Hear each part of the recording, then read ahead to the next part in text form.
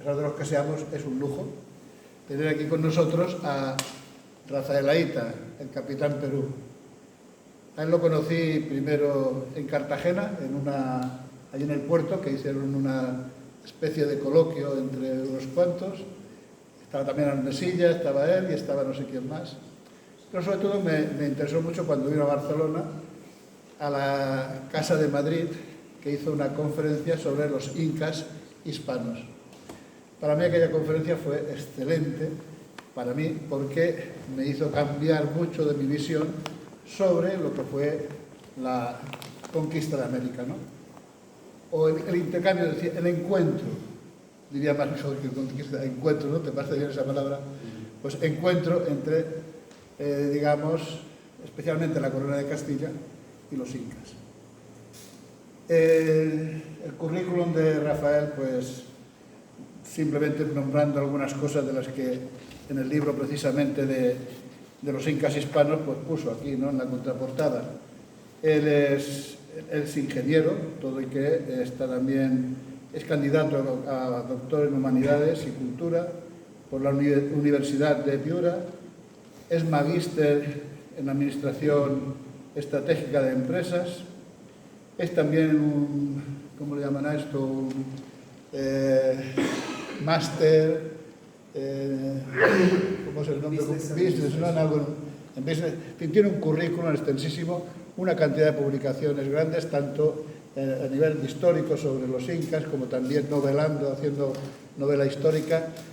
Y últimamente, pues, parece ser que ha habido como un cambio, yo no lo sé, pero tú me dirás, que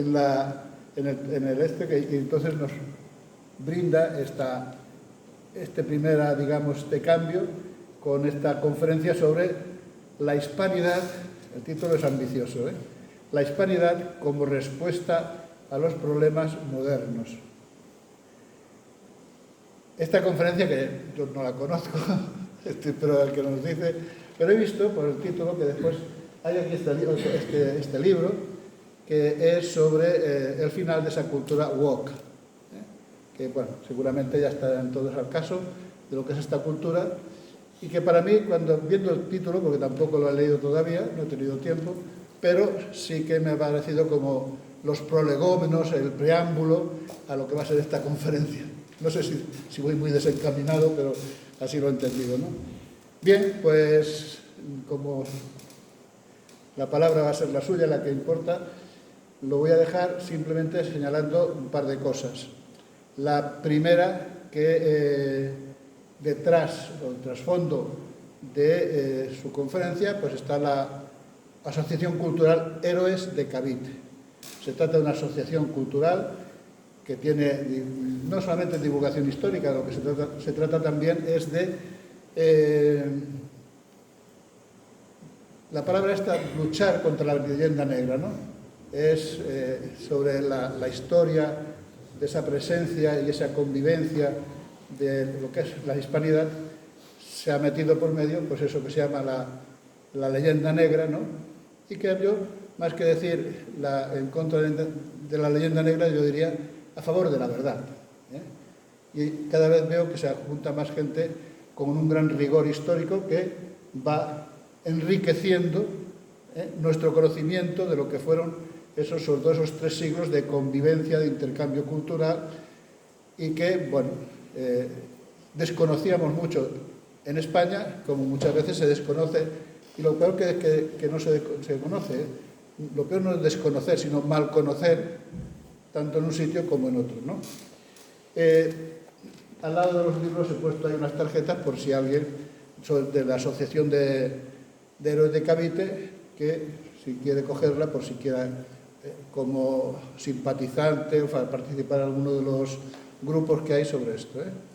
Y yo, por mi parte, ya está más que presentado. Aquí Rafael Aita, capitán Perú. Bienvenido y espero que te vaya muy bien. Muchas gracias. Una pregunta, ¿dónde publicitáis esto? En mis redes sociales, y entiendo que también las de Héroes de Cavite, ¿no? Sí, yo lo he visto en Héroes de Cavite. En Héroes de Cavite. Y en Epoch Times, acá hay distintas cámaras. Muchas gracias, encantado. Pero también lo puedes seguir en mis redes sociales. Yo estos videos los voy a ir subiendo en mi canal de YouTube de Capitán Perú. Muchas gracias por estar presentes el día de hoy, en donde vamos a abordar los problemas que aquejan a la hispanidad desde un ángulo un poco distinto a lo que estamos acostumbrados, porque tradicionalmente se nos habla de una leyenda negra, la cual pues sabemos que es consecuencia de lo desarrollado, la propaganda negativa desarrollada desde el siglo XVI por Inglaterra, Países Bajos, entre otras naciones. Y esto lo vemos en la siguiente diapositiva. Se define como leyenda negra a todo el conjunto de manipulaciones, tergiversaciones, exageraciones y sesgos negativos hacia un imperio, en este caso el Imperio Español, en donde se le busca dejarlo como excesivamente fundamentalista, fanático, extremista, abusivo, intolerante, por cuestiones políticas o religiosas, ya sea las que encontramos, ¿no? La guerra con Inglaterra, la armada, la contraarmada, la guerra de independencia de Países Bajos, el conflicto religioso con Alemania, también con Países Bajos, la guerra de los 30 años, la guerra de los 80 años, generaron, y además de la aparición de ciertas tecnologías, en especial la imprenta, que llevó a la masificación de propaganda negativa hacia España con ciertos fines políticos y sin mucha base histórica. Y esto lo hemos visto como un ejemplo en los grabados de Teodoro de Bray, el cual nunca estuvo en América, pero dibujaba pues a los españoles quemando indígenas por decenas en la Inquisición, y ni siquiera sabía cómo dibujar un indígena de América porque nunca había visto uno. Pero esto quedaba en el imaginario popular. Sin embargo, si bien conocemos esa historia y muchos de los males que hoy nos aquejan los remontamos a esta propaganda negativa que se realizó en aquella época, sí hay algo que me gustaría establecer de forma bien clara, y para eso pasamos a la siguiente diapositiva. La leyenda negra del siglo XVI no es la misma leyenda negra que el día de hoy. Eso es importantísimo tenerlo claro, porque si no, vamos a estar abordando el problema desde un enfoque equivocado. Vamos a estar buscando causas que el día de hoy son distintas. La naturaleza de la leyenda negra de hoy tiene otras causas, tiene otros motivos e incluso tiene otras corrientes filosóficas. Una de ellas la podemos ver en estos textos, ¿no? Acá tenemos, por ejemplo, un extracto de Eduardo Galeano, que nos menciona: en 1492 los nativos descubrieron que eran indios, descubrieron que vivían en América, descubrieron que estaban desnudos, descubrieron que existía el pecado, descubrieron que debían obediencia a un rey y a una reina de otro mundo y a un Dios de otro cielo, y que ese Dios había inventado la culpa y los vestidos y había mandado que fuera quemado vivo quien adorara al sol y a la luna y a la tierra y a la lluvia que la moja, ¿no? Qué poético, qué triste, nos toca las fibras del alma. Pero detrás de este escrito tenemos un mito, porque esto es el mito del buen salvaje en estado puro. Esto es el espíritu de Rousseau hablando a través de Galeano. Rousseau planteó que el hombre nace bueno, es la civilización quien lo corrompe. Y por lo tanto, pueblos precivilizatorios, como imaginó a los pueblos americanos, pues no habían sido corrompidos por esta maquinaria de la civilización que nos vuelve perversos. Y por lo tanto estos pueblos americanos vivían tal como menciona Galeano, ¿no? Vivían sin pecado, sin noción de pecado, sin noción de maldad, sin noción de vestimenta, casi como en un paraíso del Edén, en donde danzaban de forma pura e inocente como niños alrededor del sol y de la luna y de la tierra y de la lluvia. Por historia sabemos que esto no tiene absolutamente nada que ver con lo que hemos descubierto en arqueología, en las pirámides aztecas y mayas, con los sacrificios humanos, con las guerras que existieron por todo el continente, también incluyendo los incas, la guerra entre Huáscar y Atahualpa, que tuvieron sus propias conspiraciones, sus propias conquistas, como cualquier pueblo de la humanidad. Pero no importa, porque el mito persiste.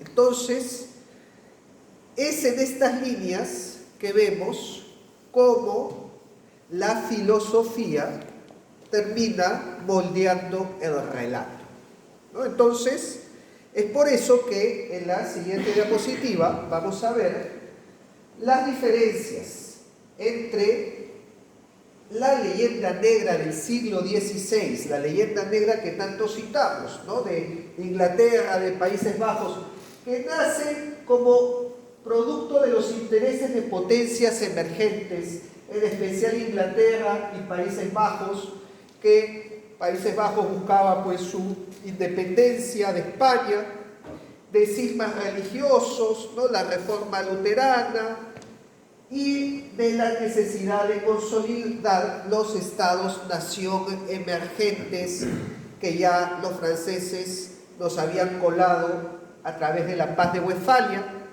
pero que necesitaban solidificarse especialmente frente a grandes imperios como el Imperio Español. Entonces, de alguna manera, había pues que socavar estas bases y colocarlas como imperios fanáticos, como imperios extremistas, intolerantes, genocidas, para que se muestre a la modernidad, a la ilustración, como algo agradable, como algo mucho más sofisticado. Pero esto ocurrió en ese contexto. Ese no es el contexto de hoy.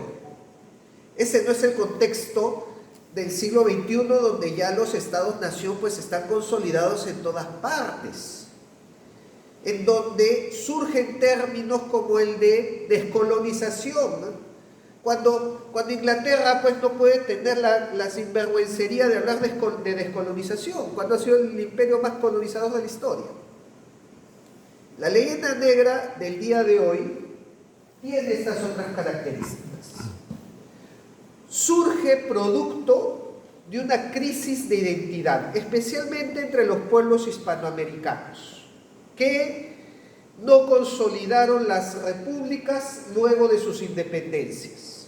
Y por lo tanto, sus estados no supieron integrar a los indígenas a los naturales. En algunos casos, creando incluso repúblicas cuya democracia fue un accidente y la libertad que tanto se prometió fue una ilusión.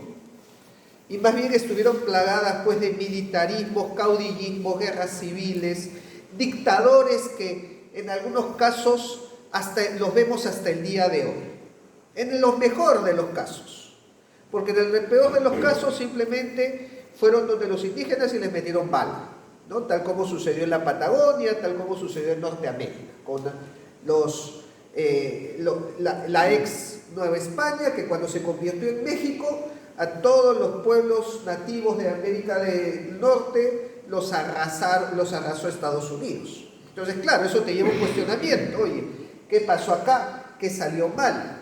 ¿Por qué hasta el día de hoy tenemos pueblos enteros que son excluidos fuera del Estado, que ni siquiera tienen acceso a servicios básicos? No estamos hablando pues de educación y de salud, estamos hablando que no tienen ni luz, ni agua, ni desagüe, y que viven en hacinamiento, en favelas, en las periferias de las ciudades, y que no tienen acceso a los servicios mínimos del Estado. Entonces, claro, cualquier persona el día de hoy, con un mínimo de humanidad, ve esta situación de gran parte de la población y dice, acá hay algo que está mal, acá hay algo que ha fallado. Y obviamente, antes de mirarnos a nosotros mismos, antes de decir, acá lo que no ha funcionado es la República, el modelo francés de la Ilustración, del Estado moderno, las ideas que nos trajeron los libertadores, no han funcionado acá. En vez de mirarse al espejo y reconocer eso, mucho más fácil es mirar afuera, mirar al extranjero y decir, eso debe ser culpa de España, que se robó el oro y nos dejó pobres. No, o esto es culpa de las estructuras de colonización que trajeron los españoles. Porque antes los españoles vivíamos muy bien. Otra vez el mito del buen salvaje. No, antes pues todos vivíamos bailando, danzando inocentemente y todo se fregó cuando nos trajeron, Occidente llegó acá. Ese pensamiento es la base de las leyendas negras del día de hoy.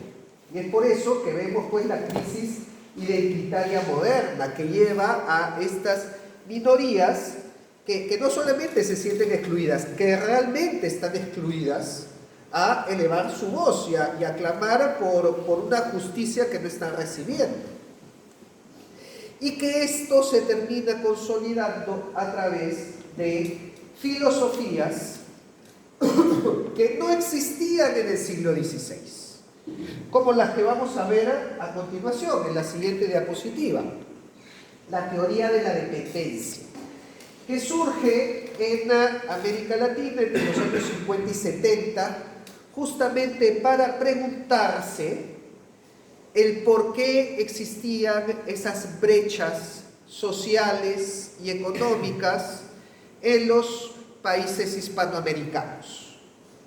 Y la respuesta a la que llegó esta comisión, CEPAL, fue que el mundo estaba dividido en dos.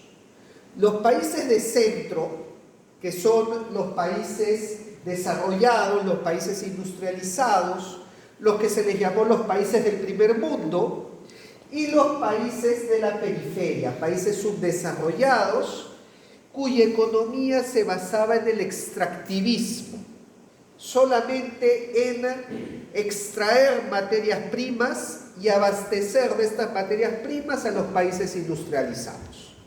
Entonces, esta comisión llegó a la conclusión que estos países subdesarrollados, estos países de la periferia, se encontraban atrapados en un permanente subdesarrollo, producto de esta situación estructural, económica, en donde los países desarrollados no les permitían generar su propia industria, porque ellos ya lo habían hecho, porque era una industria más competitiva y porque recibían sus ingresos simplemente de la extracción de recursos, lo cual alimentaba a una élite que se quedaba con la mayoría de la riqueza y el resto del pueblo vivía en la miseria.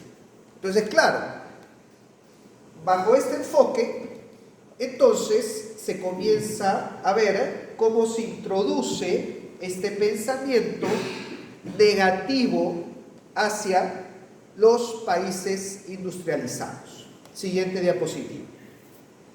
Y esto termina alimentando a la filosofía de la liberación de Enrique Dussel. Dussel plantea una filosofía diferente a las demás, porque toda filosofía parte del yo.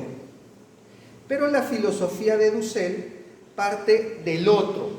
Es una filosofía de pensar en la realidad del otro, siendo el otro el oprimido, el pobre, el indígena, el excluido, y que hay que preguntarse cómo hacemos para liberarlo de esa situación de opresión, esa situación de pobreza. Vamos, la intención es muy buena, ¿no? Si lo ponemos así, suena muy bien. ¿Quién pondría en duda que hay que sacar de la pobreza al excluido y al marginado? Eso, pues, comienza con muy buenas intenciones.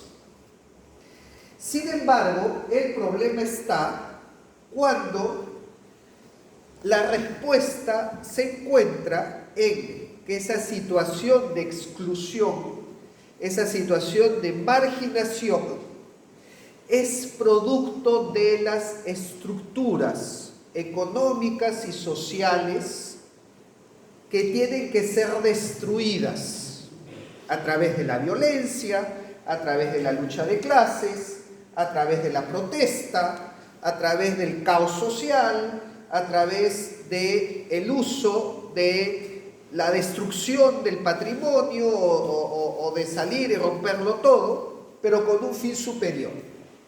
El fin de destruir las estructuras sociales que, según este pensamiento, mantienen excluido al pobre, al marginado, y que en la mayoría de casos de Hispanoamérica coinciden con el indígena.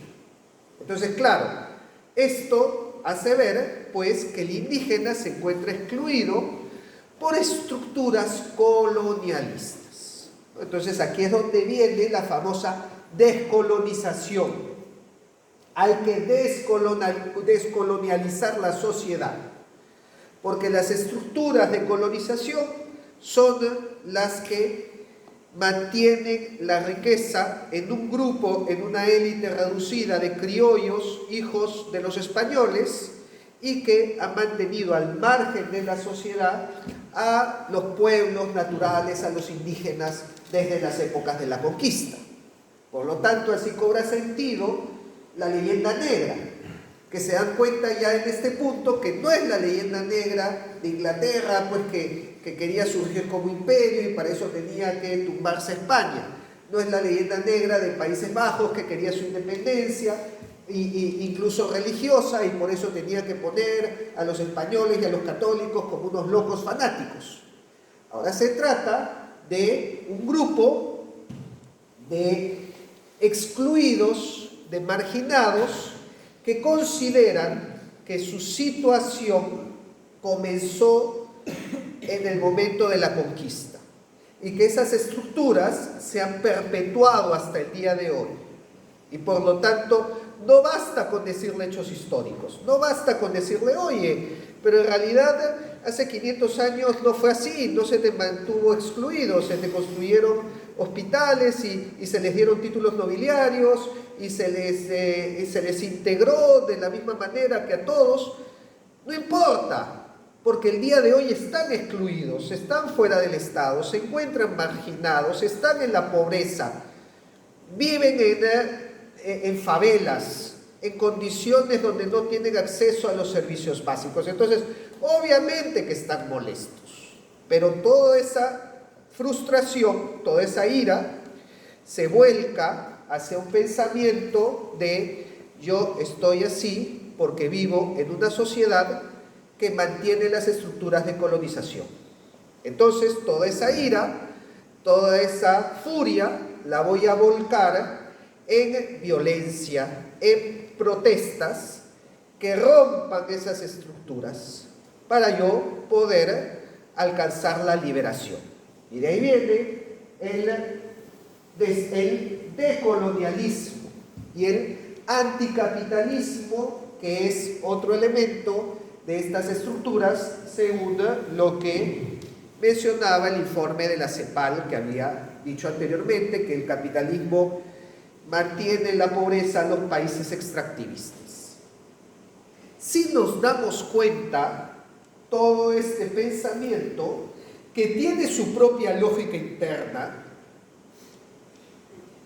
no surge de la nada, sino está fuertemente influenciado por otros pensamientos anteriores, especialmente el que aparece en la siguiente diapositiva: el materialismo histórico y el materialismo dialéctico.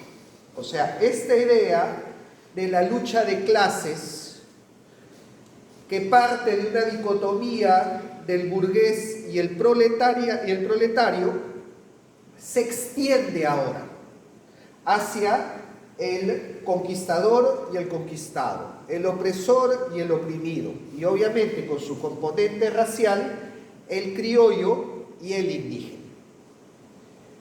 ¿Y cómo se rompe esta dicotomía? Como planteaba también Marx, a través de la revolución. La revolución es el motor de la historia.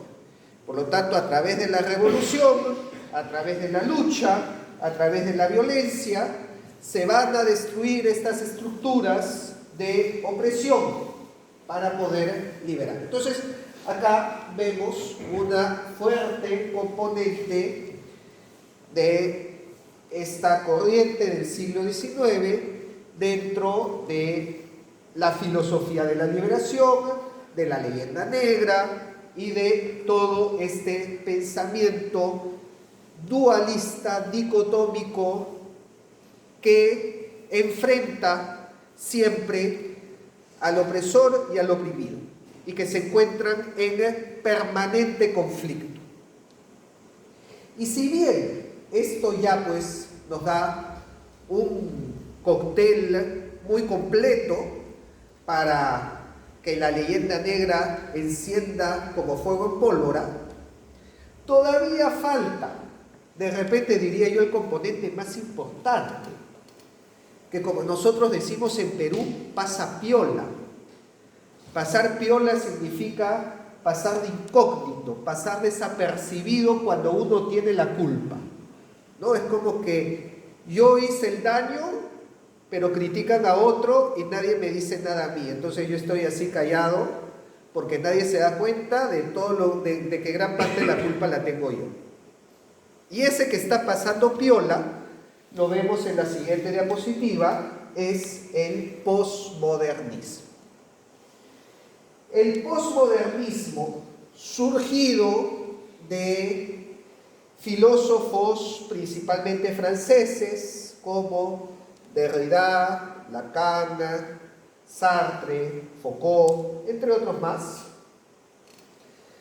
parte del rechazo a los grandes relatos. No existe una verdad absoluta, ya que abraza el relativismo extremo. Todo es relativo, no hay una sola verdad. Todo depende de nuestro punto de vista. Y si esto lo llevamos a la historia deja de ser esta rama del conocimiento que utiliza técnicas e instrumentos y una metodología científica para acercarnos a la verdad del pasado. Ya no, porque ya no existe verdad del pasado a la que podamos acercarnos o de la que podamos descubrir. Ahora el relato está ligado al poder, la colonialidad del poder. Entonces, la narrativa va a depender del que tenga el poder. La famosa frase, la historia la escriben los vencedores. Oye, pero ya no necesariamente, porque yo tengo otras herramientas, tengo arqueología y tengo formas de contrastar y analizar fuentes, pues para ver si realmente el vencedor que escribió el relato tenía o no tenía razón. No, eso no importa. Siempre el relato del vencedor hay que cuestionarlo. Por no decir, hay que rechazarlo.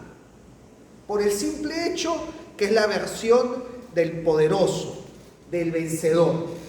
Entonces, por más evidencia que uno muestre contra la leyenda negra, por más que uno diga, oye, pero tú no puedes decir que los españoles solamente vinieron a robar, a matar, a saquear, porque mira, aquí está la evidencia de los hospitales que construyeron, de las ciudades que construyeron, que el día de hoy son un patrimonio de la humanidad, de las universidades que dejaron, de los títulos nobiliarios que les dieron a los indígenas, a los naturales, a los incas. No importa, nada de eso importa, porque la respuesta a eso esa es la versión del vencedor. Ese es el relato del poderoso. Ese es el relato del imperio. Entonces tiene que ser rechazado. No importa cuánta evidencia se sostenga. Y es lo que a mí me lo dicen todos los días. Por más que muestro datos, cédulas reales, escudos de armas, títulos nobiliarios, fuentes, cuadros pintados por los mismos indígenas, lo que me dicen esa es la versión de los españoles. Si no me dicen algo, peor todavía, más crudo. Eso lo dices tú porque eres blanco. Punto. Cerrado el tema. No importa cuánta evidencia exista. Solamente existe la versión asociada al poder. Y obviamente, desde la filosofía de Dussel, desde la filosofía del marginado, del excluido, hay que rechazar la versión del poderoso, del conquistador. Hay que aceptar la versión de los vencidos. Por más que sea un relato subjetivo, moderno y totalmente infiltrado por todo tipo de filosofías que ni siquiera son autóctonas, sino que vienen de franceses y alemanes. No importa. Esa es su versión, ese es su relato y a él hay que hacerle caso. Eso es producto de toda esta concepción relativista, diversa, rechaza las identidades fijas y homogéneas. Entonces el mestizaje se vuelve algo negativo, porque el mestizaje es una identidad homogénea que une y por lo tanto invisibiliza a las identidades naturales autóctonas. Oye, pero tú tienes pues de apellido López Obrador. No importa, es indígena, ¿sí? Porque se identifica como un azteca. Pero tu apellido, tú no tienes ni la cara, ni el apellido, ni el idioma, porque no hablas náhuatl. No importa. Porque no se puede, por más mestizaje que haya existido, por más que ya estemos todos mezclados, el mestizaje es algo negativo porque invisibiliza toda esta diversidad, toda esta pluriculturalidad, que además es la narrativa de los vencidos, ¿no? Como había dicho, de escuchar la versión del marginado que se encuentra en una situación de resistencia cultural. Por 500 años hasta el día de hoy sigue, por más que hable español, por más que no tenga ni idea ni de quechua, ni de aymara, ni de náhuatl, ni de ninguna lengua local, él está en resistencia cultural, en contra del imperialismo, en contra de la colonialidad.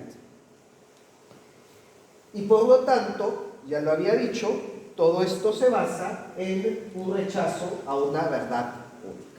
El relativismo extremo. Cualquier evidencia que muestres se convierte simplemente en tu versión, en tu verdad.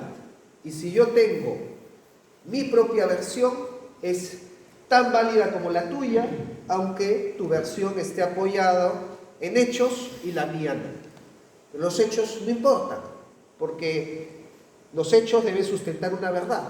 Y si no hay verdad, entonces ¿qué sustenta el hecho? ¿Qué te dice el hecho?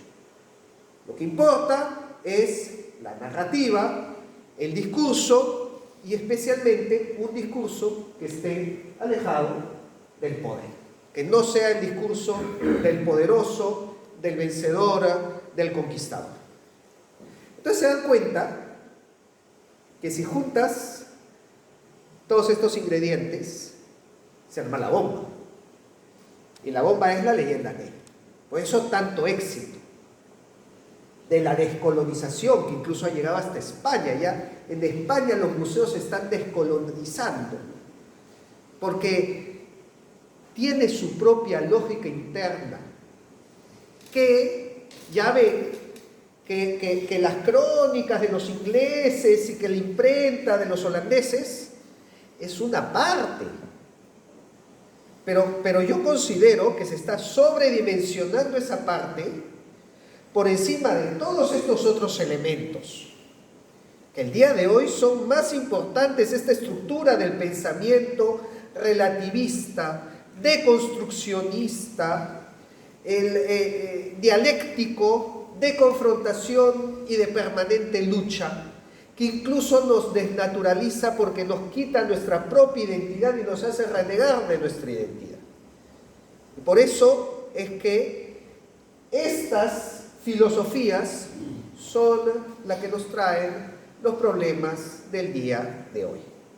Y si se dan cuenta, no solamente con la leyenda negra, en general, con la crisis de identidad, con la crisis de la familia, con la crisis social, con las protestas que vemos a todo nivel, desde los conflictos políticos que se odian y que entre facciones echan la culpa de todos los males del mundo, hasta las personas que salen a la calle a romper las estatuas de Colón, de Benalcázar, de Cortés, hasta del pobre San Junípero, que no sé qué culpa tiene, pero no importa.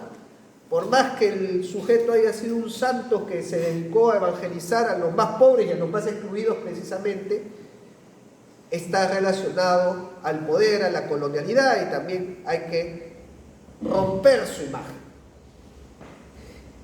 Y todo esto se agrupa en lo que se conoce como la cultura woke, ¿no? De ahí viene el título del libro, que abarca todos estos aspectos, y que la leyenda negra es una parte de estos aspectos. Pero no está desconectado.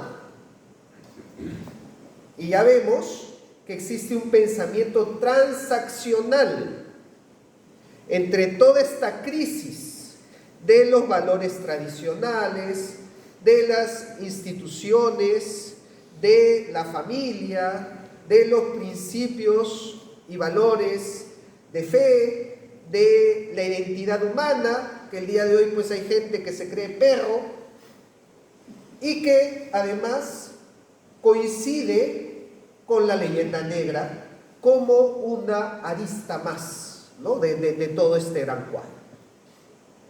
Entonces ya vemos pues que la situación es más complicada, ¿no? Es más amplia de lo que solemos ver. ¿Pero qué hacemos acá? ¿Cómo salimos de esta trampa donde nos han metido? Nosotros no nos hemos metido, ¿no? Porque acá más bien vemos pues... ahí vamos a ver quiénes son, de dónde viene todo esto. Siguiente diapositiva.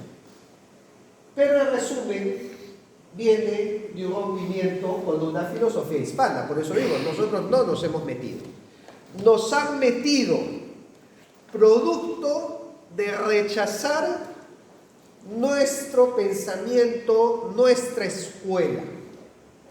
¿Cuál es nuestra escuela? Lo vemos en la siguiente diapositiva. Es una escuela de larga tradición que hunde sus raíces en la filosofía clásica. Grecia, cuyo pensamiento es llevado a toda Europa por Roma. Y en la Edad Media se transforma a través de Santo Tomás en la escolástica, que domina el pensamiento de la Edad Media y llega hasta España a través de la filosofía hispana con grandes mentes como la de Juan de Mariana, Francisco de Vitoria, Francisco Suárez, que hacen un corpus basándose en todo lo anterior. Por eso digo que tiene raíces muy profundas, tomistas, escolásticas y aristotélicas. Y este pensamiento se basaba en el logos griego. Un logos que es tomado por los escolásticos y que en la filosofía hispana se lleva hacia la sociedad, hacia la política, hacia la economía, hacia el derecho, para construir una sociedad basada en el logos,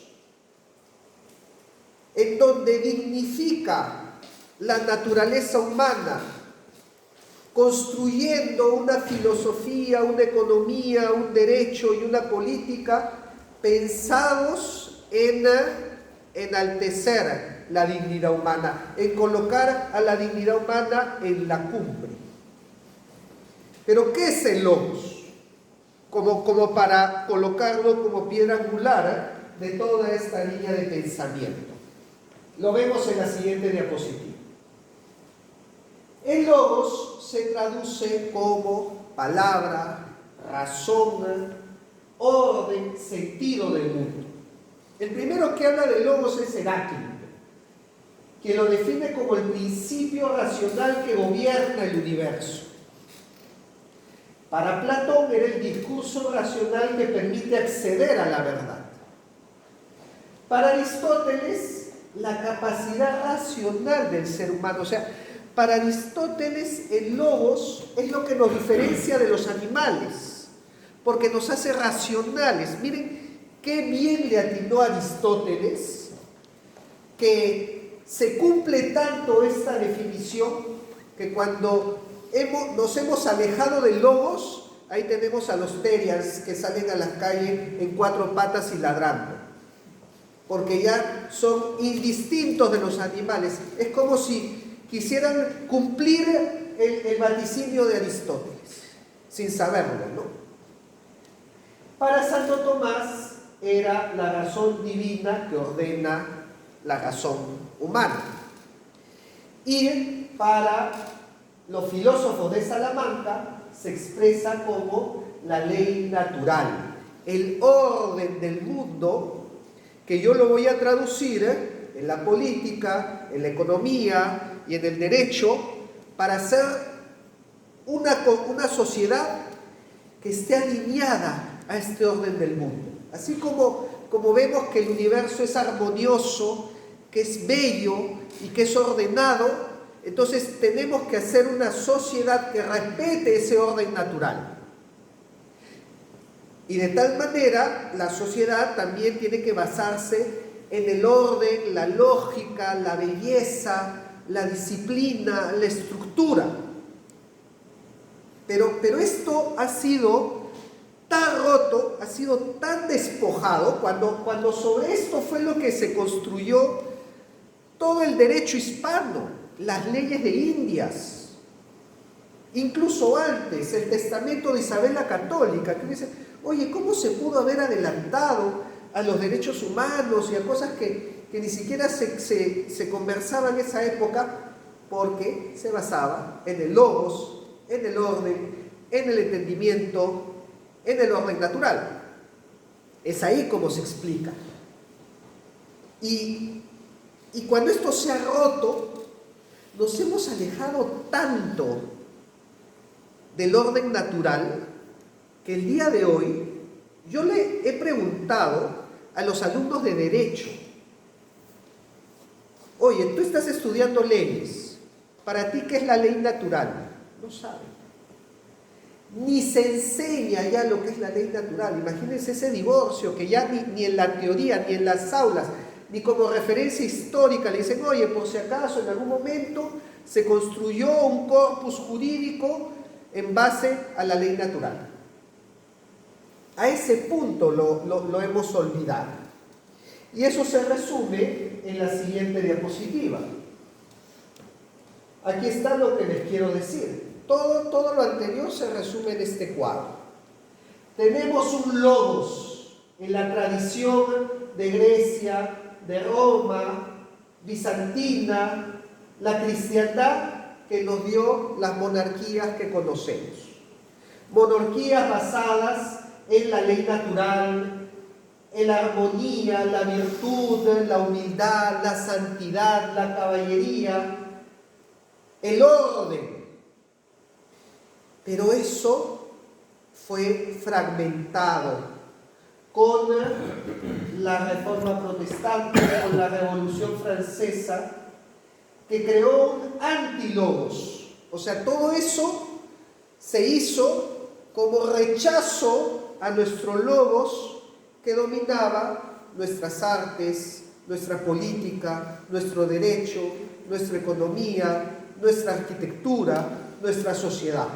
Y buscaron crear un antilogos, el rechazo a los valores cristianos, al orden, a la estructura. ¿Cómo? Enalteciendo la revolución, romantizando la anarquía, secularizando la sociedad, cuestionando los valores tradicionales. Y ese rompimiento creó dos hijos, que el día de hoy lo llamamos la derecha y la izquierda, en permanente conflicto. Y claro, nosotros no nos sentimos cómodos en ninguno de los dos. Incluso ustedes mismos deben haber visto entre sus amigos, entre sus familiares o en los chats de WhatsApp, las constantes peleas en donde de alguna manera hay argumentos de uno y del otro, pues que me gustan y que no me gustan. ¿No? Porque por un lado nos dicen, oye, mira, aquí está la derecha que te ofrece libertad, que te ofrece crecimiento económico, y que te ofrece un estado de bienestar, y tú dices, oye, ok, sí, bueno, vamos a ver qué hay acá.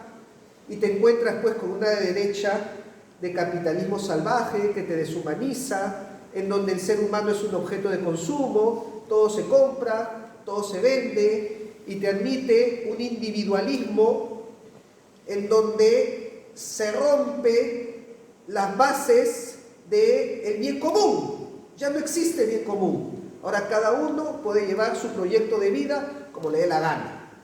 Dice, oye, pero eso no me gusta tanto a mí, eso, ahí yo no estoy de acuerdo. A ver, vamos a ver qué hay el otro lado, que el otro lado sí tiene un concepto de comunidad, tiene un concepto de ayudarnos entre todos, de la justicia social y de reducir las brechas económicas y de pensar en el prójimo. A ver qué hay, y te encuentras pues con ateísmo, lucha de clases, de construccionismo, y en el extremo de ahora pues pérdida de identidad, de construccionismo, y que ya no te pueden definir ni siquiera cuál es la diferencia entre un hombre y una mujer. No, pero esto también es un disparate, este es un desvarío. Pero el otro también. Entonces nos obligan a votar dentro de un espectro que no nos cuadra ninguno. Y está bien que no nos cuadre ninguno, porque todos ellos han sido creados en contra de nuestro pensamiento basado en el orden natural y en las virtudes de la cristiandad, que el día de hoy las rechazan ambos, porque ambos te defienden pues el estado secular, ambos defienden la división entre iglesia y Estado. Incluso en muchos casos, especialmente fuera de España, ambos son antimonárquicos. Entonces, tú dices, pero ¿qué pasa acá? ¿Por qué no me siento cómodo entre ambos? Y es porque entre estos dos comparten el oponerse a nuestro logos. a nuestros valores previos a la Revolución Francesa. Y eso también lo vemos en la siguiente diapositiva, en donde aparece el famoso compás político, ¿no? Con los 4 cuadrantes de la izquierda autoritaria, la derecha autoritaria, la izquierda liberal y la derecha liberal, y nos damos cuenta que no son tan distintos, porque entre ellos hay filósofos en común. Y lo que les decía antes, todos extranjeros, entre alemanes, ingleses, franceses, pero ¿qué hispano hay ahí? No hay ningún hispano. Es porque todos estos pensamientos se crearon precisamente a espaldas de la hispanidad. Y al final de cuentas, todos ellos, por más que se odien, por más que el día de hoy se arranquen los ojos, se resumen en básicamente 3 o 4, ¿no? Locke, Kant, Rousseau, Hegel. Y de ahí, pum, se desprende todo. Por ahí yo agregaría también a Nietzsche. Básicamente, filósofos locos desquiciados, energúmenos, que no tenían nada mejor que hacer con su vida que estar desvariando. Algunos abandonaron a sus hijos, otros terminaron en un manicomio. A eso nos dicen que hay que seguir. Pero ¿en qué locura estamos? Es lógico que terminemos en un manicomio de sociedad, en un disparate de civilización. Entonces, frente a esto, pues que nos lo han metido por todas partes, ¿cuál es la alternativa? ¿Qué hacemos nosotros acá? ¿Dónde pintamos nosotros? Es ahí la importancia de tener una filosofía de la hispanidad. Una filosofía con la que sí nos identifiquemos. Una filosofía que rescate los principios a los que naturalmente nos sentimos atraídos y que nos los han despojado entre las revoluciones de los franceses y los idealismos de los alemanes y los desvaríos de los ingleses, pero ya dije que se le da mucha importancia a los ingleses y los franceses que aparecen acá por todos lados, y eso que no están los posmodernos, pues son los que le han metido todo el picante al cóctel. En la siguiente diapositiva planteo que por este motivo es que tenemos que pasar de la batalla cultural a la batalla filosófica. La batalla cultural es un término que muchos hemos utilizado, incluso yo mismo, pero ya hemos visto que llegó a un límite, porque existen principios en los que no nos ponemos de acuerdo en la batalla cultural, principios que están dictados por la filosofía, y porque además ya hemos visto que todo el pensamiento woke, todo el pensamiento de la leyenda negra, no se basa en aspectos culturales, se basa en corrientes filosóficas que ya las he nombrado, en marxismo, en filosofía de la liberación, en posmodernismo. Eso es escuela filosófica, eso no es pues una cuestión cultural que salió de forma espontánea. Entonces, si se va a luchar culturalmente en contra de la filosofía, es como que salgas pues a hacerle frente a un jugador de ajedrez con damas, ¿no? Es como que salgas al partido de fútbol jugando balonmano. Está fuera del juego, estamos en otra cosa. La filosofía se tiene que contrarrestar con otra filosofía, y por eso acá pongo cuáles son los principios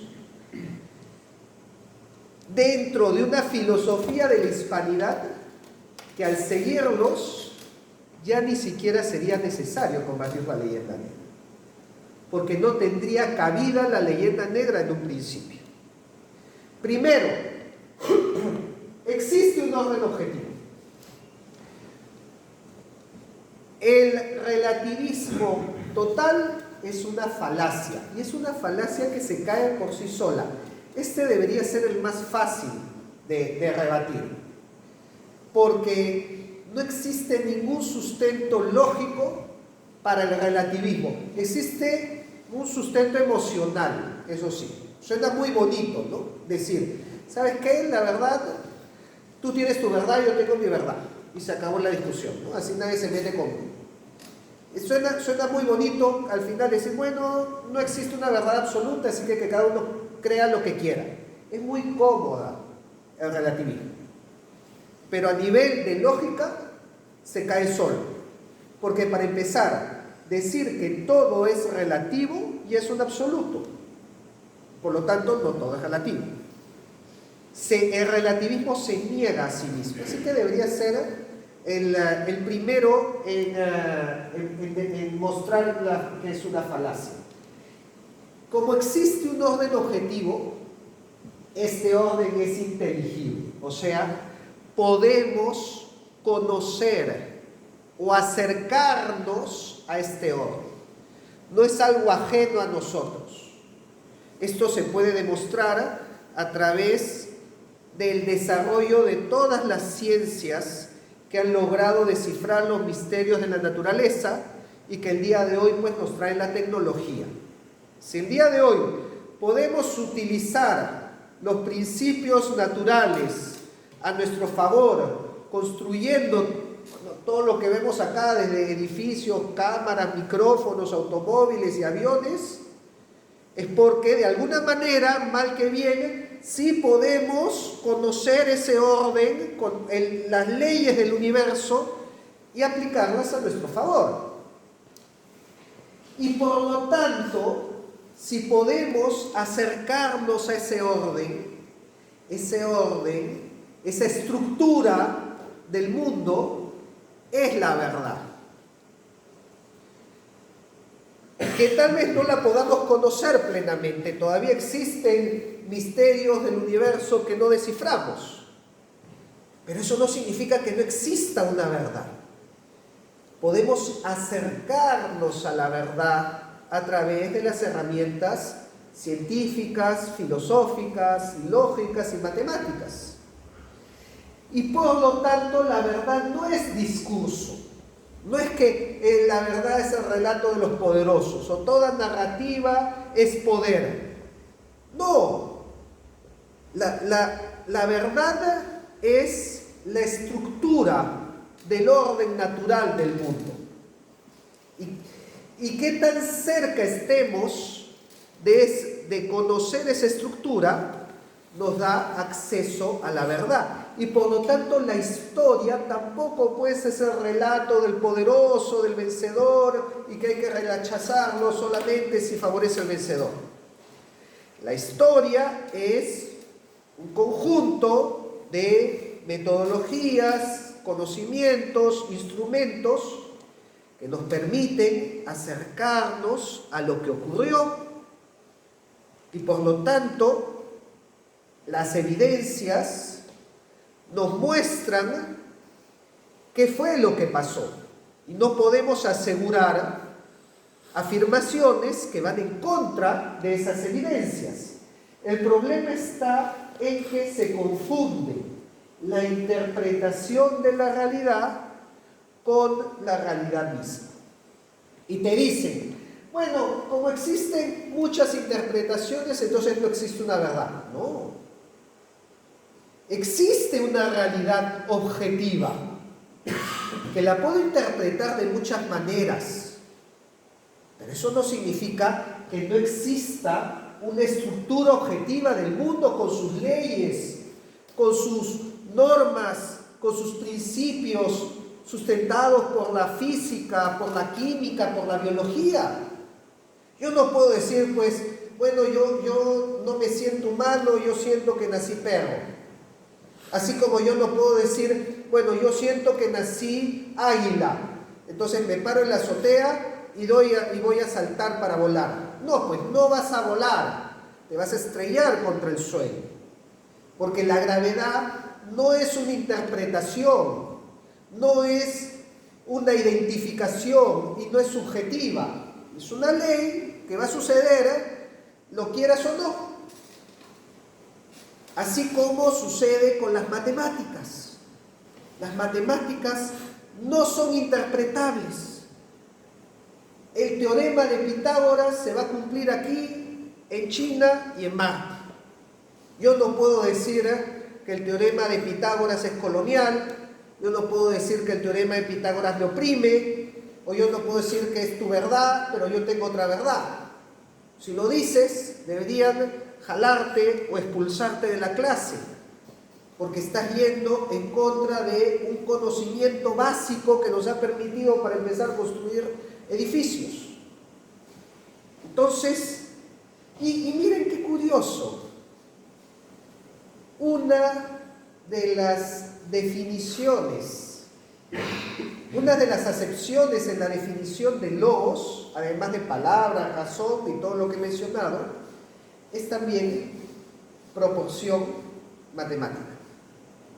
Entonces ahí nos damos cuenta que logos es verdad, así como las proporciones matemáticas son una verdad transcultural que va más allá de cualquier cultura, de cualquier tiempo, de cualquier espacio geográfico y de cualquier interpretación. Siguiente. Por lo tanto, tenemos también estos principios de una filosofía de la hispanidad. La hispanidad rechaza estas dicotomías de opuestos, de dualidades, porque siempre ha buscado la integración, ha buscado el mestizaje, ha buscado la unión, ha buscado el entendimiento. ¿Y por qué? Porque el entendimiento, porque la integración es, otra vez regresando, al logos. Ahí la importancia que la filosofía de la hispanidad sea logocentrista, o sea, se fundamente en una verdad que nos permite entendernos y a través del entendimiento integrarnos. Más allá de lo cultural, ya lo he dicho, no depende de una cultura, no depende de subjetividades. Existen subjetividades, existen diferencias culturales, pero más allá de eso, podemos entendernos, podemos integrarnos como sucedió en el Imperio Hispano, que integró distintas culturas, pueblos, etnias, en prácticamente todos los continentes. Y debe ser una filosofía compatible con la ley natural. O sea, una filosofía que, de la misma manera como se hizo en Salamanca, utilice esta estructura del mundo para que se traduzca en nuestras leyes, nuestra economía, nuestra política. No pueden ir en contra del orden natural, no pueden ir en contra de los principios de la biología, no pueden ir en contra de la dignidad humana. Yo no puedo hacer una economía que aplaste la dignidad humana. Eso iría en contra de nuestro propio logos, de nuestro propio ethos. Nos sería antinatural para nosotros, porque precisamente es bajo los principios de la ley natural que hemos formado nuestras civilizaciones. Y es por eso que la ética no es arbitraria. La ética tiene que correlacionarse con este orden natural. Por lo tanto, cuando dos logos son compatibles, cuando dos logos muestran estos fines en común, pueden integrarse, pueden coexistir, pueden sumarse sin destruir su coherencia interna. Y por lo tanto, los logos compatibles suman información, suman orden, suman civilización. Pero no todos los sistemas de pensamiento son logos compatibles, ya lo dije. Hay pensamientos antilogos, como el posmodernismo, como el wokismo, que si tú lo incorporas, destruye tu coherencia interna. Esto no debería estar pues ni siquiera en debate, porque van contrario a la misma estructura de la realidad y a los mismos principios de la lógica de las leyes y de la ciencia. Entonces, en base a todo esto, pasamos a la siguiente. Este es el resumen de todo lo que he hablado. Un logos es una forma de ordenar el mundo. Cuando dos logos pueden integrarse hay crecimiento. Cuando no pueden existir hay conflicto. La tarea filosófica no es elegir arbitrariamente un logos, sino identificar cuál logos es compatible con la estructura real del mundo, con el orden natural, con el entendimiento, con una ética que no atente contra los principios de la realidad. Y dentro de esto, quien históricamente, y ya lo hemos visto en la diapositiva anterior, ha sido desarrollado, pues se ha desarrollado desde Grecia, desde Roma, grandes imperios, también con sus problemas, con sus vicisitudes, en la época medieval, pero que llegó a su cúspide en el pensamiento hispano. Y es en base a esta trayectoria que viene el título de esta exposición. La hispanidad no es algo del pasado, no es buscar regresar a los imperios del siglo XVI. Es la respuesta a los problemas del mundo moderno, porque los problemas del mundo moderno son la consecuencia del rechazo a este pensamiento de la hispanidad, que además de ser un pensamiento de la hispanidad, es un pensamiento escolástico, tomista, aristotélico, grecorromano, pero que todo eso fue sacado de un plumazo. ¿Y es que nos ha llevado? Al caos social. Prácticamente a colocarnos al borde del colapso de la civilización. Pues miren qué situación que, si bien es extrema, al mismo tiempo es interesante, porque es un llamado a nosotros. Estamos en la oportunidad de rescatar la civilización de ese caos, de esa anarquía, de esa convulsión social. Tremenda responsabilidad, pero que se resume en una frase que aparece en la siguiente diapositiva y con la cual quiero cerrar esta exposición. La hispanidad no es nostalgia imperial, es la propuesta de un logos universal que integra sin destruir, ordena sin imponer y responde al caos posmoderno con la belleza de la razón encarnada. Muchas gracias.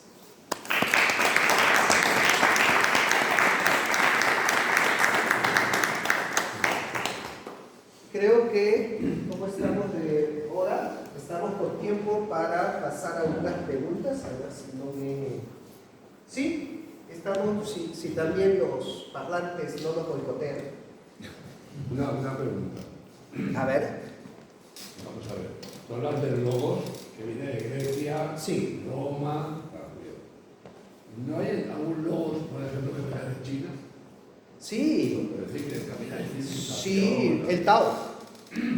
El Tao es un logos que viene de China y que se traduce en un ethos basado en el balance, en el equilibrio.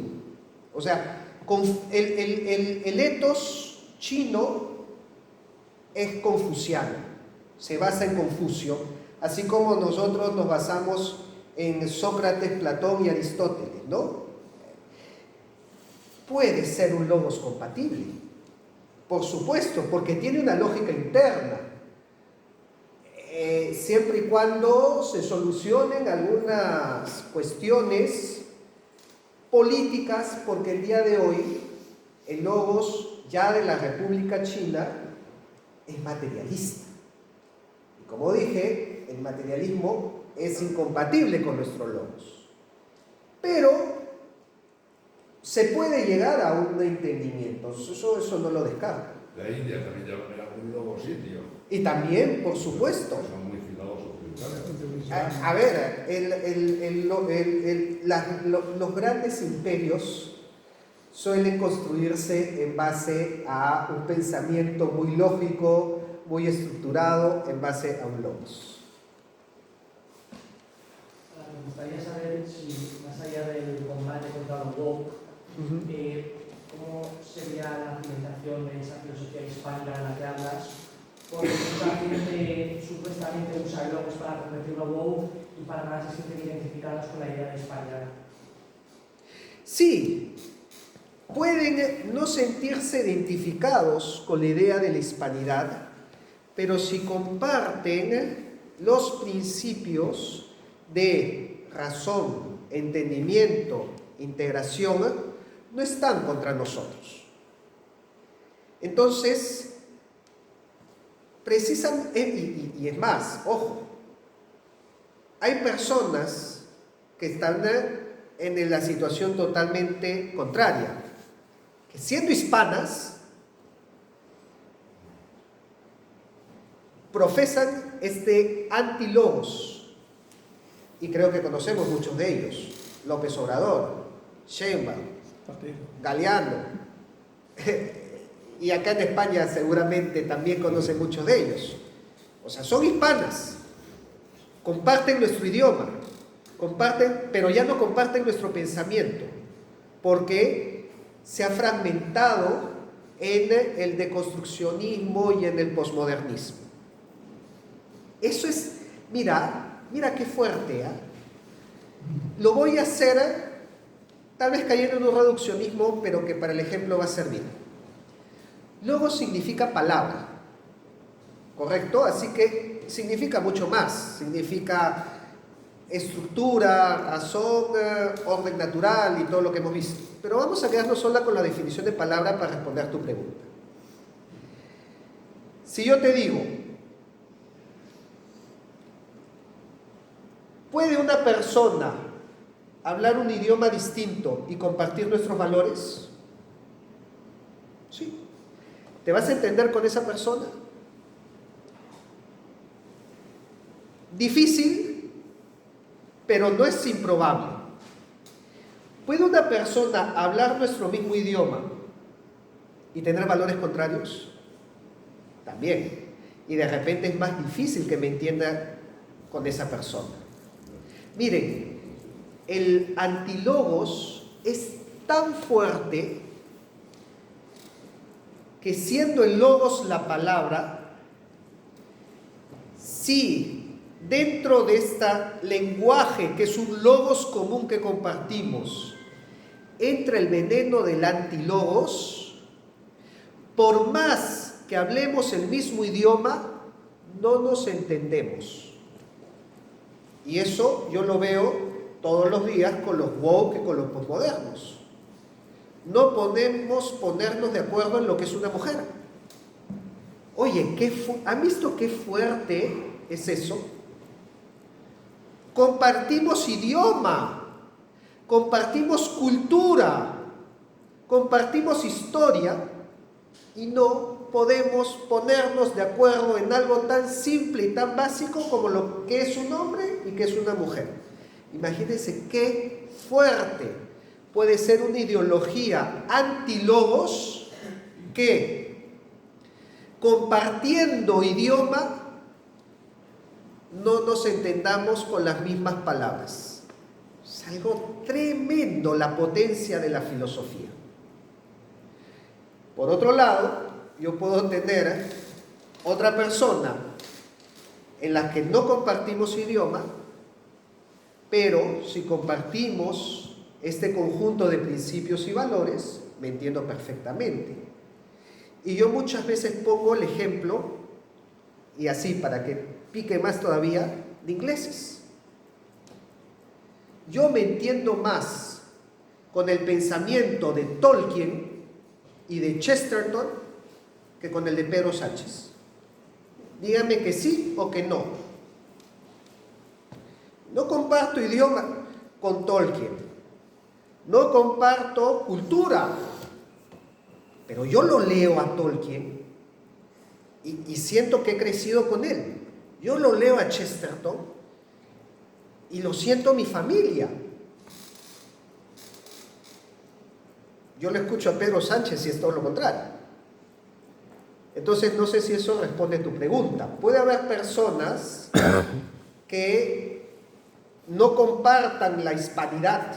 A ver, Tolkien no era hispano. Pero si compartimos logos, wow, es imposible no admirar su obra. Al mismo tiempo, hay personas con las que compartimos la hispanidad y terminan siendo nuestros peores enemigos. Creo que usted iba a intervenir. ¿Qué opinión merece que haya jugado el papel de la masonería antes y actualmente? A ver, creo que, bueno, ya no está, pero ¿recuerdan el cuadrito que puse? Ya, pues, ahí está, en el rompimiento. Ahí está, no necesito explicarlo, no necesito ponerle nombre, porque vamos, si revisamos su papel en las independencias, Bolívar, no es San Martín porque está recontra debatido y los argentinos se me van a lanzar encima, pero Francisco Miranda, Bernardo Higgins, ¿no? Fueron los elementos claves de esta facción, de este rompimiento. Así que, vamos, como diría, bueno, una frase que se usa para otro sentido, ¿no? Sáquenlo del contexto en que se dijo, lo que se ve no se pregunta, ¿no? Sí, me refería, pensando que han respondido, pero quiero decir, yo puedo ser hispano, Ajá. puedo ir en contra de lo woke, puedo Sí. hablar de logos como justificación para ir en contra de lo woke, y aún así siendo hispano ir en contra de la idea de la hispanidad y de la importancia de defender su legado y de posibles alternativas del futuro, porque pasa. ¿Y qué entiendes por ahí yo preguntaría, ¿qué entiendes por idea de hispanidad? Yo te quería preguntar, ¿qué es la idea de hispanidad? Ah. Porque hay gente que habla de logos, que va contra lo woke, que puede ser hispano y que va en contra de la hispanidad. Ahí está el detalle, ahí está el detalle. Yo creo que sí es verdad que se está confundiendo mucho lo que es la hispanidad. Porque si definimos a la hispanidad como la integración de pueblos, culturas, etnias, dentro de lo que se llamaba en ese entonces una monarquía católica. Vamos, en esa época lo que se utilizaba en los documentos era los reyes católicos, el imperio, la monarquía católica. Entonces, esa amalgama no puede ir contraria a lo. Yo no puedo decir, sí, ¿cómo vas a decir? Yo estoy a favor de la integración y el entendimiento, pero estoy en contra de la integración y el entendimiento. Se capta, ¿no? O sea, el imperio hispano es la consecuencia de cómo se terminó aplicando el logos. Pero ojo, yo sí he visto, y hay que tener cuidado con eso, que se confunde hispanidad con nacionalismo español. ¿En qué sentido? Los nacionalismos surgen con el Estado-nación moderno. La hispanidad lo antecede por 200 años. Entonces, lógicamente, si entendemos la hispanidad como nacionalismo español, alguien te va a decir, no, pero yo no estoy de acuerdo con eso. Yo estoy a favor de la integración, del mestizaje, de la unidad, pero no de un nacionalismo. Pero es que definamos bien la hispanidad. La hispanidad no surge con el Estado moderno, lo antecede y surge dentro de esta integración en el idioma, en la religión y en la historia. Y yo creo que si se tiene esa diferencia, entonces ahí no habría problema de identificar la hispanidad con la unión. Si desarrollamos la filosofía tal y como lo planteas, y viendo que las filosofías influyen en la política, inevitablemente el desarrollo de esta filosofía hispánica nos llevaría a que buscásemos una mayor unión entre las Españas, puesto que los nacionalismos son posteriores a la hispanidad. Y mira, ojo, una unión que no debe depender de lo político, porque si estamos diciendo que antecede al Estado-Nación, no significa restituir el sistema político o formar un gran país con un solo gobernante, porque va más allá. Estamos hablando de una integración cultural, social, que de hecho ya la tenemos, pero que se traduzca en, de repente, lo legal, lo comercial, pero yo diría principalmente en los mismos principios y objetivos. ¿Por qué? Voy a contraponer tu ejemplo con el ejemplo contrario de integración, porque el día de hoy hay muchos que hablan de integración, lo importante de integrar a los pueblos de la hispanidad. Y cuidado, yo eso lo tomo con pinzas, porque personalmente a mí no me gustaría una unión de repúblicas socialistas hispanas.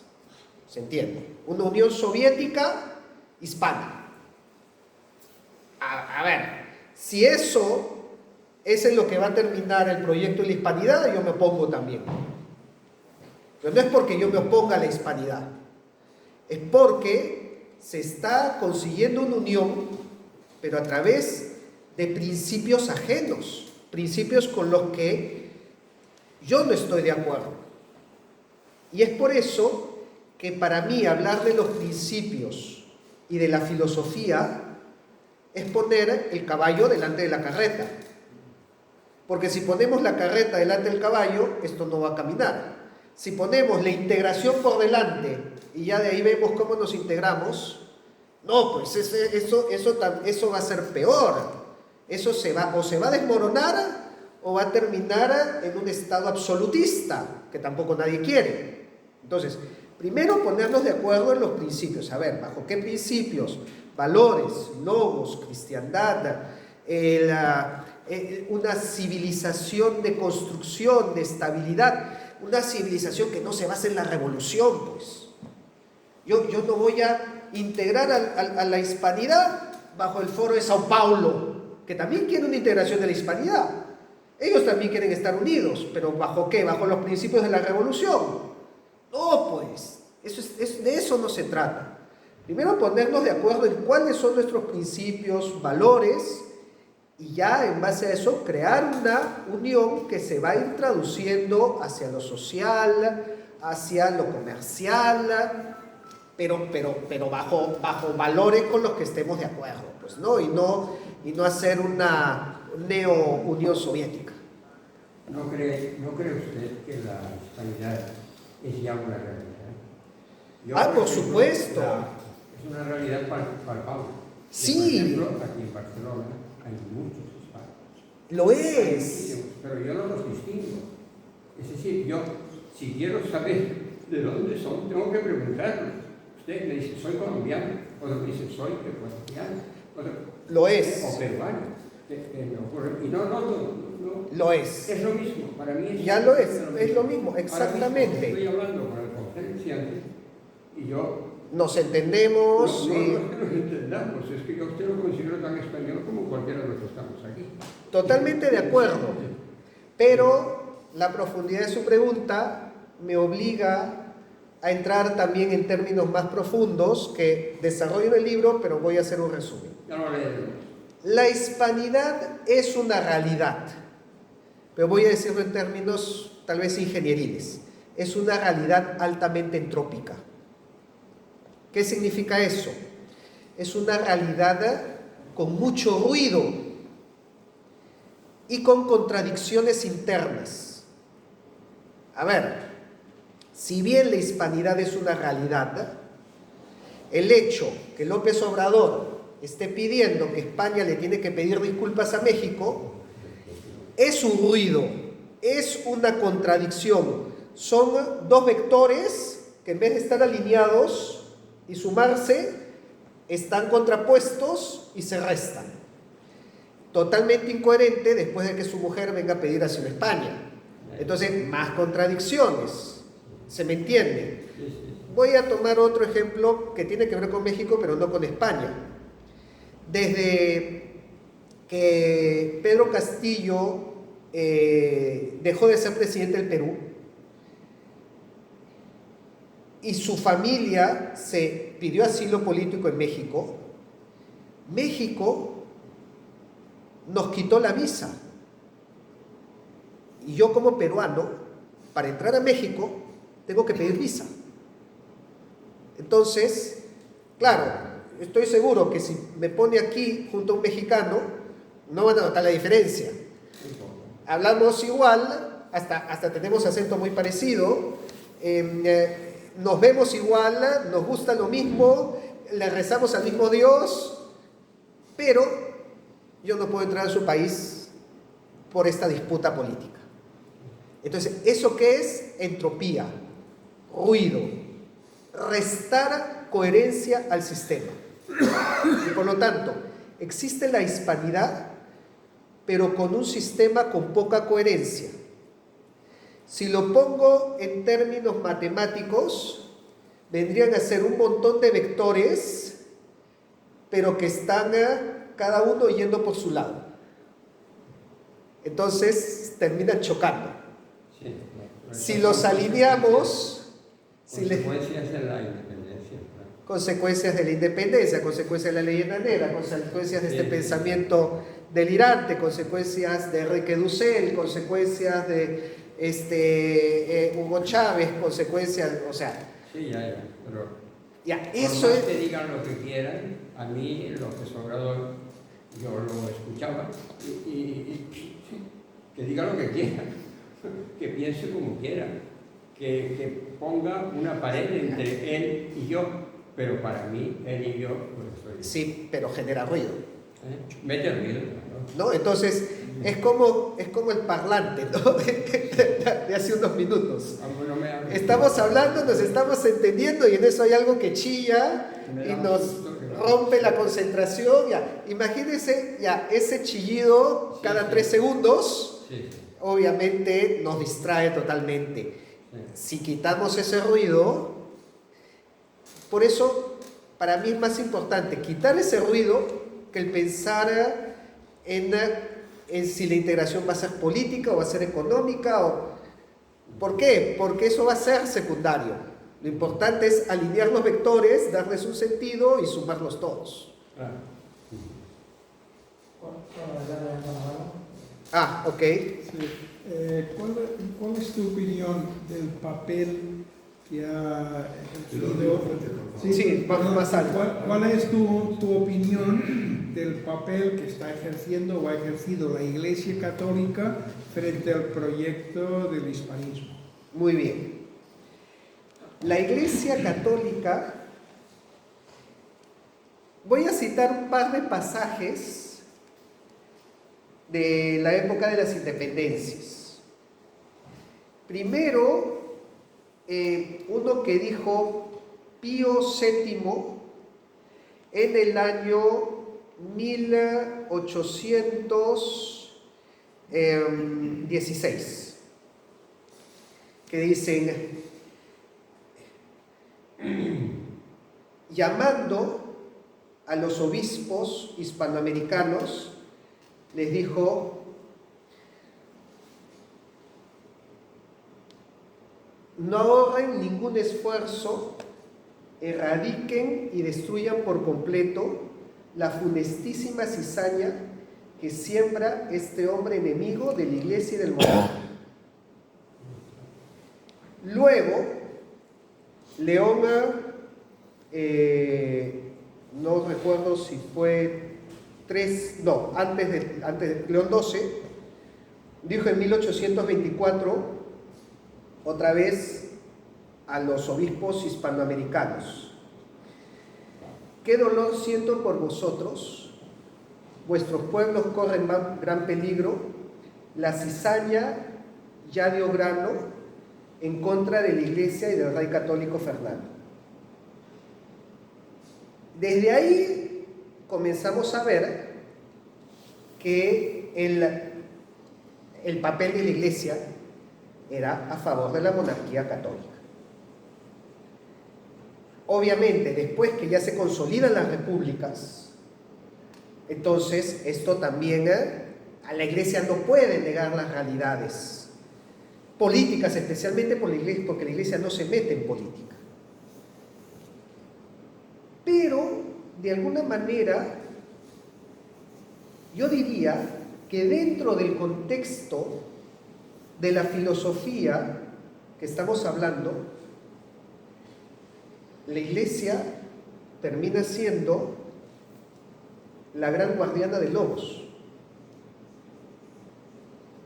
No solamente porque la Iglesia históricamente siempre ha velado por la integración, por la unión, se ha opuesto a la lucha de clases, se ha opuesto tanto al marxismo materialista como al capitalismo salvaje y deshumanizado, sino que si nosotros nos vamos al Evangelio de Juan, Juan identifica el Logos con Cristo. En su capítulo 1, en el principio era el Logos, y frente a Dios era el Logos, y el Logos era Dios. Y el Logos se hace carne y habitó entre nosotros. O sea, para la Iglesia, el Logos es Cristo. Y por lo tanto, no es para nada incompatible. De hecho, es muy compatible con lo que estamos hablando. Si nos vamos a la época de la filosofía que estamos de la escolástica, de la escuela de Salamanca, una filosofía católica. Entonces, ahí creo que ya lo dice todo. Pero nos ha fallado la Iglesia a la hispanidad. ¿En qué? Si nos ha fallado la Iglesia a la hispanidad. Yo no lo recuerdo. Si tiene algún ejemplo de... No. Sé que ha habido fricciones con España, pero a ver, vamos a irnos al fondo, más allá de que Carlos V se peleó con el Papa. Vamos más allá de eso. ¿Bajo qué autoridad España evangelizó en América? Sí, de la Cruz. ¿De la Cruz? A ver, del concepto de la cruz que tendría un protestante. No, digo la Cruz católica, digamos, fueron a evangelizar, ¿no? ¿Bajo qué autoridad? ¿Le preguntaron a Dios de frente? ¿A quién le preguntaron? Al Papa. Le preguntaron al Papa. ¿Y qué dijo el Papa? Una mitad para España, la otra mitad para Portugal. Esas son las bulas alejandrinas. O sea, España llega a América bajo la autoridad del Papa. ¿Cómo vamos a cuestionar entonces que, al contrario, es la base de la hispanidad? A ver, primero acá, luego allá. Bueno, quería comentar que el orden que habla, pues nos estamos remontando a un orden, un enfoque religioso, que es el orden de Santo Tomás, ¿no? Hasta esta cosa. Esto está muy bien, pero cuando hablan de ley natural, no podemos meterle y hacer una nueva filosofía en lo que la ley, si hablamos de ley natural, estamos metiendo al hombre en el sentido de que el hombre, como si fuese bueno por naturaleza. Y el hombre no es bueno por naturaleza, o sea, hay hombres que sí, hay personas que sí, y hay personas que no. Por lo que yo pienso que si estamos hablando de crear una nueva filosofía, muy acertadamente ha dicho que hay que crea una serie de principios y valores, pero separamos un poco, lo digo porque lo has dicho bastante en la conferencia, de lo que es la ley natural. Y tampoco hacer un enfoque, aunque los principios sean los principios que defiende la religión católica o cualquier religión que está ahí, pero hoy en día la filosofía, pienso yo, que tiene que estar, aunque tenga los mismos valores, separada de la religión. Hay una gran ventaja en hacer una filosofía logocentrista. Por un lado, como bien dice, podemos tomar toda la filosofía tomista y escolástica, que fue la estructura sobre la que se construyó el pensamiento hispano, y al mismo tiempo que no sea una filosofía netamente religiosa. ¿Por qué? Porque Logos es precristiano. Y en la línea de tiempo mostré que partía desde Heráclito. Y Heráclito y Platón y Aristóteles, especialmente Aristóteles, elabora toda una filosofía alrededor del Logos y no es cristiano. Sí, yo a lo que me refería es separar un poco de lo que es la ley natural, si entendemos por natural la naturaleza. ¿Se puede? Sí, se puede. Cuando Sí. estaba la conferencia parecía que lo enfocaba todo sobre la ley natural. No. A ver, habría que entrar en particularidades de entender la naturaleza humana dentro de la ley natural, ¿no? Y sí es importante hacer esa diferencia, porque el ser humano no es un autómata dentro de la naturaleza. O sea, es verdad que incluso se puede entender, si el ser humano está dentro de la ley natural, entonces el ser humano también responde a un conjunto de ecuaciones. Y eso no es verdad. El ser humano no es pues una inteligencia artificial que se pueda reducir a ecuaciones, como yo puedo reducir ecuaciones el funcionamiento de los planetas y de las estrellas, ¿no? ¿Y qué es lo que diferencia? Porque alguien me puede decir, no, pero su cuerpo sí puede ser modelado según la química, la biología y principios genéticos que al fin de cuentas son informáticos. Es verdad, el cuerpo humano de alguna manera se puede reducir a la informática genética, por llamarlo así, pero no su conciencia. Y yo creo que cuando estamos hablando de ese tema de la naturaleza humana, ya estamos entrando a un tema de conciencia, que como sabemos, la conciencia humana tiene una inclinación hacia el mal, que hay que tomarlo en cuenta dentro del orden natural, porque si no vamos a hacer otra filosofía que también sea un disparate y no tenga correlación con lo que sucede. Si me permiten, solamente por una cuestión de tiempo, porque a las 8:30 se cierra. Okay. Yo ya me he mordido las 1000 preguntas que tengo para ti, las tengo aquí metidas. Y simplemente para que haya algún tiempo, por si alguien quiere comprar este libro, que creo que es muy interesante. Y también, pues. Y para firmarlo también. Y claro, que después voy a estar firmando. Que lo pueda firmar también Rafael, Entonces, yo lo siento porque. Pero bueno, está bien que quede mucho epílogo por reescribir. Listo, muchas gracias.